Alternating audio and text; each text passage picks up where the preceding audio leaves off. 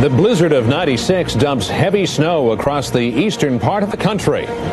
Thousands of travelers are stranded as airports and major roads are shut down. And it's tough going for President Clinton and the rest of Washington as the weather closes the Capitol down. This is the CBS Evening News. I'm John Roberts reporting. Good evening. Just as it was set to reopen, much of the government, at least in the nation's capital, may be shut down tomorrow, not because of the budget, but a blizzard that has brought traffic and travel to a standstill from northern Alabama to New England. The powerful nor'easter picked up moisture from the Atlantic Ocean and started dumping snow late yesterday.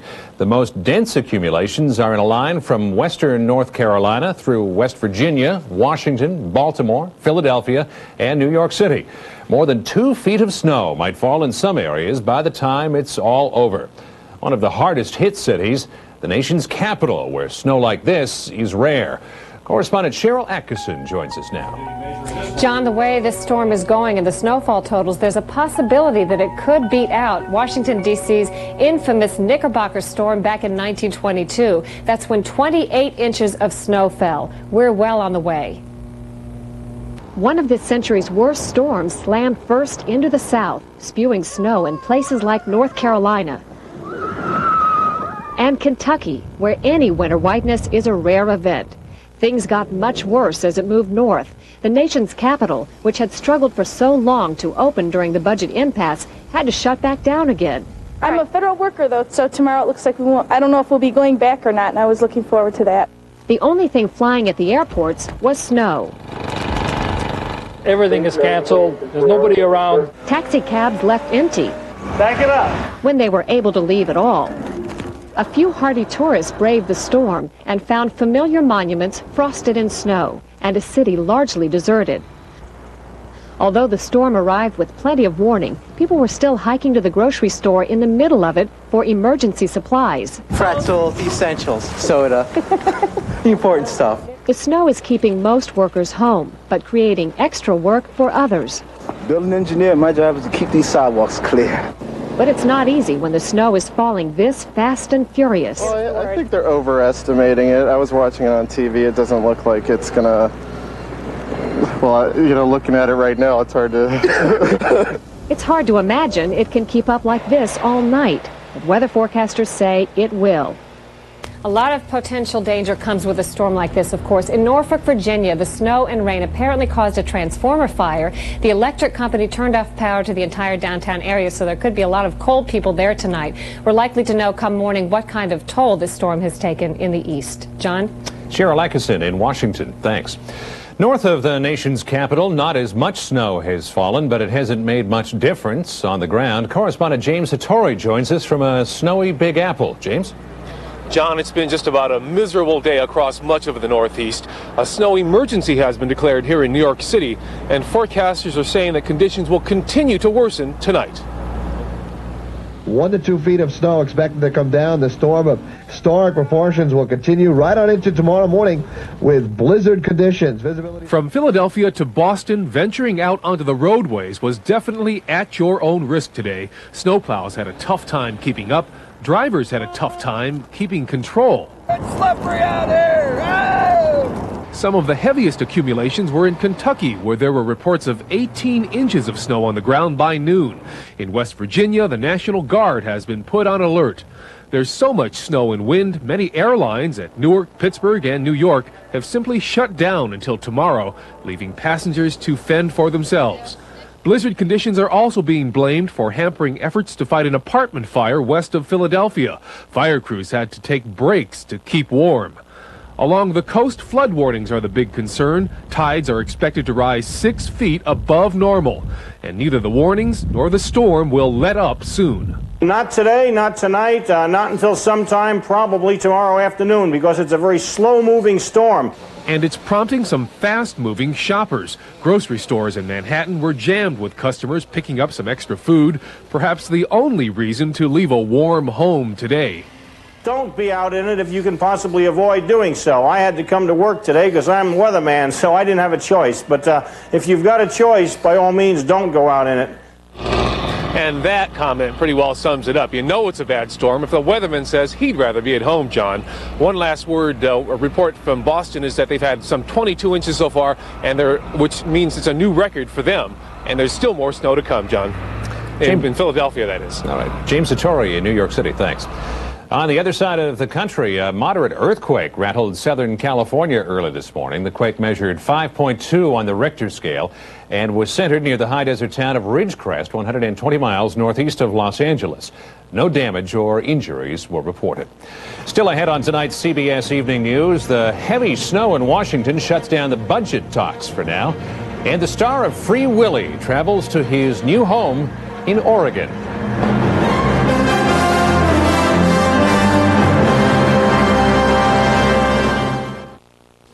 With the forces of nature closing down the Capitol, a White House meeting today with congressional Democrats on President Clinton's budget proposal was canceled.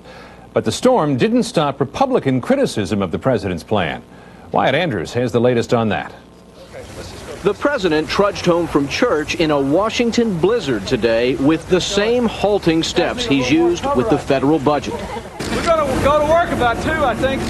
Last night, in meeting conditions demanded by Republicans, the president submitted his first proposal to balance the budget in 7 years using congressional budget estimates. This plan illustrates what we have been saying all along, that you can balance the budget in 7 years and protect Medicare, Medicaid, education, and the environment, and provide tax relief to working families.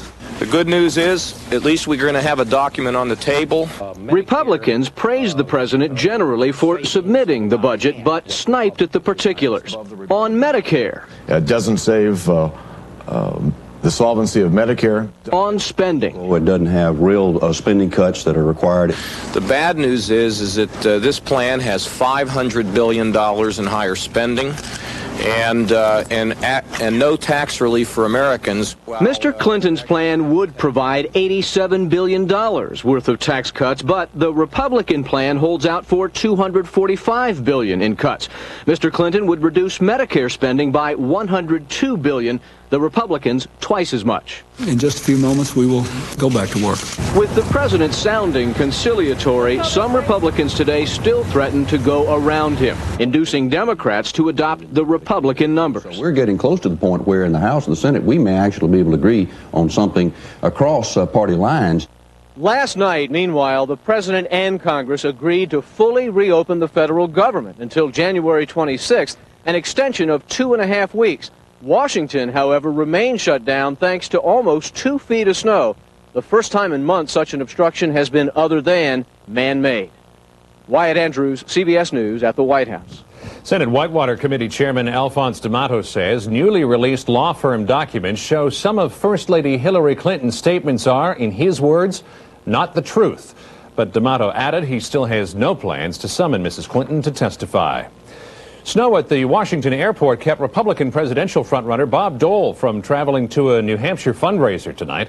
Senator Dole was also a no-show last night at a South Carolina debate where his empty chair took center stage, as Linda Douglas reports. In this first presidential debate of 1996, all of the attention was focused on the man who wasn't there. The evening turned into an orgy of Bob Dole bashing. Bob Dole said it doesn't matter that he's not here tonight. Maybe it doesn't, but it does matter that he's in Washington cutting a deal with Bill Clinton, and I'm not going to do that. Texas Senator Phil Gramm accused Dole of selling out the Republican Revolution. Former Tennessee Governor Lamar Alexander all but called Dole too old. We need to move on to a new generation of leadership. Talk show host Alan Keyes snarled that Dole doesn't have the guts to stand for what we really believe in. And as the candidates shook their fists at Dole from the stage in South Carolina, some were also pelting him with TV ads. Remember Senator Straddle? He cut deals, and voters rejected him.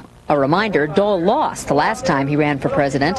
But Dole himself was out of reach at the White House negotiating the budget. His campaign put out a statement calling the other candidates a bunch of kids playing under the dining room table while the adults deal with the serious matters. Dole's determination to stay in Washington may go over well with those who are anxious to end the budget crisis, but it may not satisfy Republican primary voters who are anxious for the frontrunner to begin campaigning at full throttle. Linda Douglas, CBS News, Washington.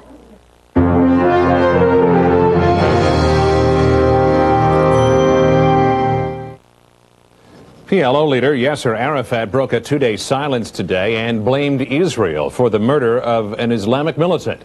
Arafat's remarks come at the beginning of an important week for the Middle East peace process. Bob Simon reports.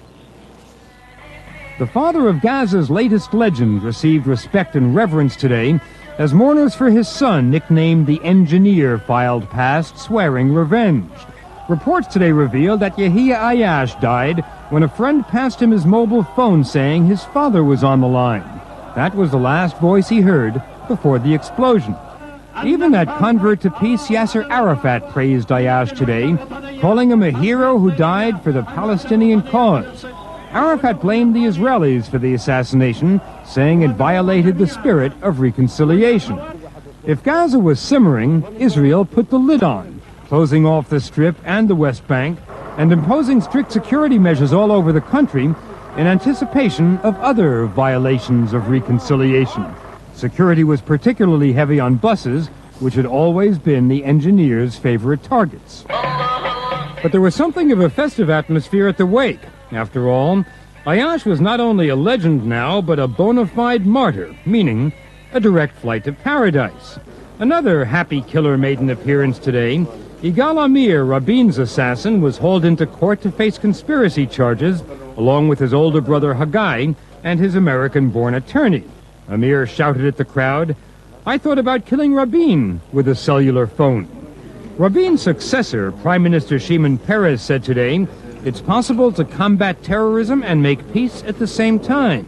He was preparing for a week studded with talks about Syria. Negotiations at the Y plantation near Washington recessed last week, with American officials saying more was achieved in those few days than in the previous 4 years. Peres faces angry demonstrations from Israeli residents of the Golan Heights, but says he believes peace throughout the Middle East can be achieved before very long. Warren Christopher and William Perry will be here this week to talk about how to cement that deal with Syria and how America might help pay for it. When their respective visits here were announced, it looked like they were coming to a region ripe for peace. What a difference a day makes. Bob Simon, CBS News, Tel Aviv. NATO forces today patrolled the divided Bosnian city of Mostar, which has been torn by a series of violent outbreaks. Elsewhere in Bosnia, Serbs celebrated the Orthodox Christmas today. Cindy Kennard reports. For today, at least, Serbs throughout Bosnia were trying to forget the bitterness of war. It's Orthodox Christmas, and in Tuzla there were thanks that silent guns may mean a better future. A little fire inside of hope is burning. Even indicted war criminal Bosnian Serb President Radovan Karadzic seemed touched with goodwill. We are very happy with the peace, and we are doing everything to establish it forever. Still, he is rebellious, rejecting the handover of Serb neighborhoods in Sarajevo to mainly Muslim control, or resigning his position, both key demands of the Dayton Peace Accord. Defiant Serbs and distrusting Muslims. That's still the climate here these days. Along the front lines, Bosnian army soldiers are not quite ready to put away their weapons. I haven't got anything more except this gun and a great Bosnian heart, he says. U.S. troops are positioned just below, clearing the roads of destruction the warring factions had left behind. They haven't had a problem yet. Oh, no, I've had coffee with them. They don't have to go home yet. The presence of NATO's big guns is having its intended effect, stopping any large-scale conflict. Still, in some areas, tensions are running high. In the city of Mostar, old hatreds have resurfaced. NATO has beefed up patrols after a series of violent incidents between opposing sides. Unable to trust and unwilling to forgive, Anisa Behic can't imagine living alongside the Serbs who fired a shell into the heart of her neighborhood. She has rebuilt, but it could take a new generation to heal the lingering after effects of war. Cindy Kennard, CBS News, Tuzla. China responded today to a scathing report from a human rights group on conditions at its orphanages. China said the report was, quote, totally without foundation.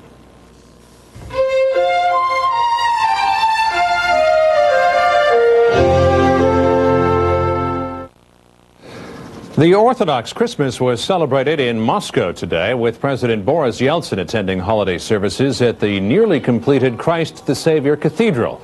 The original cathedral was blown up by Joseph Stalin in 1931. Yeltsin said the rebuilding was a symbol of hope for all Russia. Yeltsin accepted the resignations of 2 leading cabinet ministers this past week and is rumored to be on the verge of firing a third. All 3 were at odds with a growing political force in Russia today, communism. Mark Phillips reports. 6 years after communism in Eastern Europe was supposed to have been frozen in its tracks, like the Moscow River in a cold January, the United States and the West are now approaching the new year facing a new unsettling reality. The communists are back, whether in the guise of new communist leaders like Gennady Zyuganov, now the strongman of Russia's parliament, or of unreconstructed communists like Poland's new president Alexander Kwasniewski. The map of Eastern Europe has gone, if not red, then at least a washed-out pink again. We have to deal with Russia as it is, warts and all. We have to draw the conclusions from the current Russian mood.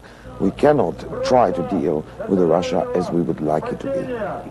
Throughout the former communist bloc, the West has tended to back a single horse, Wałęsa in Poland, Gorbachev, and then Yeltsin in Russia. And that policy, the analysts say, has backfired. You know, the more we helped the Democrats, the less popular they became. The more the Democrats were associated with the West, the more they were seen as alien by the Russian people. The fall of communism may have set the remains of Karl Marx spinning here in his London grave. Its rebirth, in whatever form it takes, may now set Western governments spinning as well, although there may be one more chance to keep Marx and his ideas buried. In the former satellites like Poland, the new market economies have taken root and begun to bear fruit, and the new communists say they'll manage reform better, not roll it back. But in Russia, the problem is deeper, as reform has left the old and the poor to hawk goods for trinkets, while the new rich roll by in their luxury cars on their way to shop for high-priced goods. Here the analysts talk of the need to convince the reborn communists that exploiting these social and economic divisions can only lead to disaster. You're going to get to a situation where social tensions will be so high that a dictatorship, a left-wing dictatorship, almost certainly becomes inevitable. As inevitable as the deep freeze now gripping Russia, threatening to lock it again into its past. Mark Phillips, CBS News, London.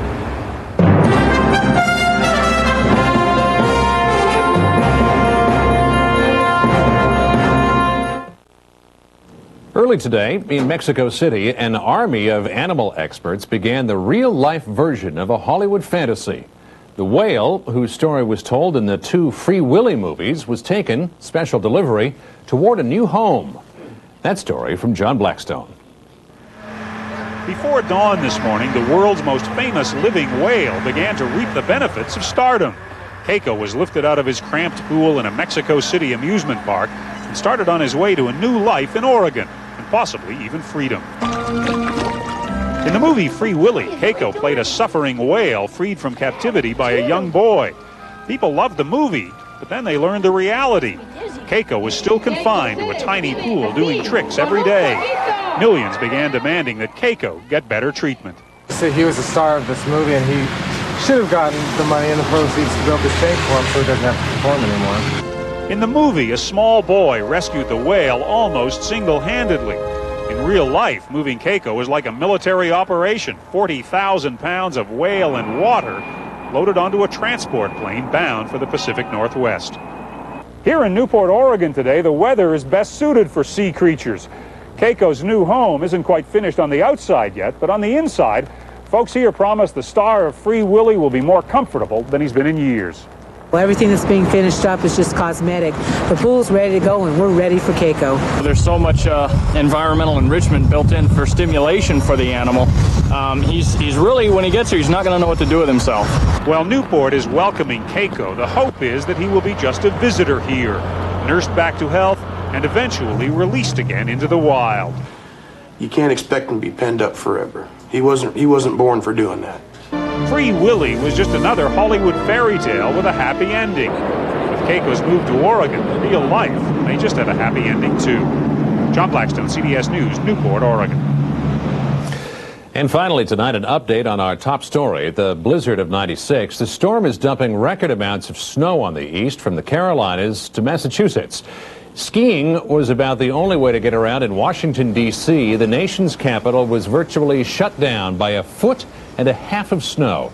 Museums and offices just reopened are closed again. Nearly 2 feet has already blanketed Philadelphia. That's a record, and 10 more inches are expected before it's all over.